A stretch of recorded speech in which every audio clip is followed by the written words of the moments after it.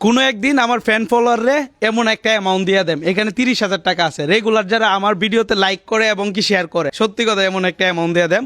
তো আজকে আসছি হচ্ছে একটা প্রতিবন্ধী ফ্যামিলিতে, যারা হচ্ছে সবাই প্রতিবন্ধী। জাস্ট এদিকে আসেন, জাস্ট এই মানুষটা বাদ দে সবাই প্রতিবন্ধী। আপনার ছেলে মেয়ে কয়জন? আমার ছেলে মেয়ে 6 জন। 6 জন। সবাই কি প্রতিবন্ধী? একজন বালা আর এত অসুখ। একজন বাবা, সবাই অবস্থা খারাপ। এখন চাচিরা হচ্ছে আমরা কি কথা দিছিলাম, কি কথা দিছিল দোয়ানো মালামাল তুলে দিবা। চাচিরা হচ্ছে মালামাল দেওয়ার জন্য আপনাদের টাকা আমি নিয়ে আসছি। ভাই এই টাকা কিন্তু আমার না।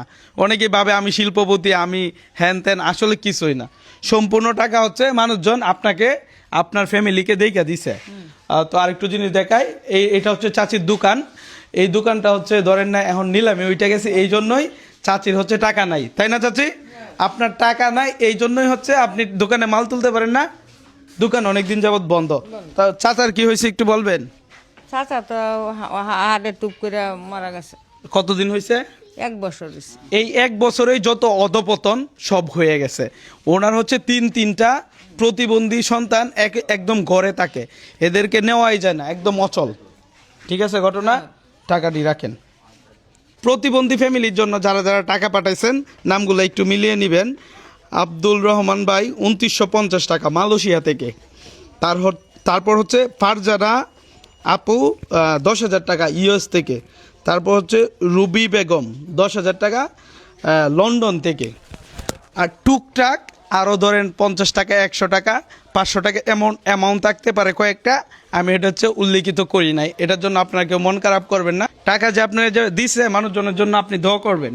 আপনার বাচ্চাগুলা কই প্রতিবন্ধী, এদেরকে দেখার ইচ্ছা হইতেছে, বা ওনারাও হচ্ছে দেখতে চায় যারা হচ্ছে আমার ভিডিও দেখে। গৌরব একটু দেখানো যাবে না? আসো চাচিরে নিয়ে আসো, আসেন। এই যে এক ভাই এখানে নাকি লাইট আছে কি একটু দেখাও, তেমন দেখাইও না। হ্যাঁ আসো। এই যে এক ভাই, উনি হচ্ছে উঠতেই পারে না। আসসালামু আলাইকুম, ভালো আছেন? একটু উন্নাটা দিয়ে দেন। হ্যাঁ এখন দেখাবো না, উন্নাটা দেওয়া হোক। খাওয়া দাওয়া করছেন? আচ্ছা উন্নাটা থাকুক, দিয়ে সমস্যা নাই। এখন একটু সুন্দর করে দেন। হ্যাঁ এখন আপনার জন্য প্রবাস থেকে অনেকে হচ্ছে টাকা পাঠাইছে 30,000 টাকা। এই যে আন্টির কাছে বুঝাই দিস। আমার চিন্তা আপনার তো হচ্ছে যদি মালামাল দেই তাহলে হচ্ছে ধরেন আপনারা বিক্রি করে মিনিমাম 6 মাস ভালো থাকতে পারবেন। তারপর হচ্ছে একজন আছে হচ্ছে লন্ডন থাকে, রুবি বেগম। উনি হচ্ছে প্রতি মাসে আপনাদেরকে আপনাদের অবস্থা দিকে 1 বস্তা চাল দিবে আর কি বললো। আলহামদুলিল্লাহ বলা যায় না? আর বিশেষ করে ওনার জন্য আপনি দোয়া করবেন। উনি আর অনেকেই আপনারা সাপোর্ট দিছে, অনেকেই টাকা দিছে, নাহলে এই টাকাগুলো 30,000 টাকা এখানে কিন্তু সাধারণ কথা না। ঠিক আছে, যেখানে 10 টাকা কেউ কারোর জন্য দেয় না, এখানে 30,000 টাকা অনেকটা। তাহলে মালামালেই কিনে দেয়।